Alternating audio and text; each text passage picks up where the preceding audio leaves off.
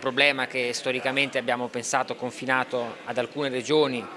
del nostro paese da non pochi ma da molti anni, da decenni, interessa anche il nord Italia, la Liguria e alcune zone della nostra regione in particolare. L'immagine simbolo l'aveva utilizzata per primo Leonardo Sciascia negli anni 50, che dal campo botanico l'aveva trasposta a quello politico, la teoria della linea della palma, quel confine secondo cui a causa del riscaldamento del pianeta la linea di crescita delle palme sale verso il nord di un centinaio di metri all'anno, ben si adattava all'estensione del fenomeno mafioso verso il nord Italia. Tra un po' di anni la vedremo trionfare in posti che oggi sembrano a riparo da qualsiasi rischio e anche al nord la mafia avrà gli stessi connotati che oggi ha in Sicilia, diceva intervistato lo scrittore nel 1970. Così è stato, la storia lo ha confermato e tra i territori che hanno subito questa infiltrazione la Liguria non è stata da meno. Nel Ponente, a Genova, ma anche nel Levante ligure la cronaca di questi anni ha raccontato di amministrazioni locali sciolte per associazione mafiosa, di diversi settori produttivi, dalle costruzioni a quello dei rifiuti,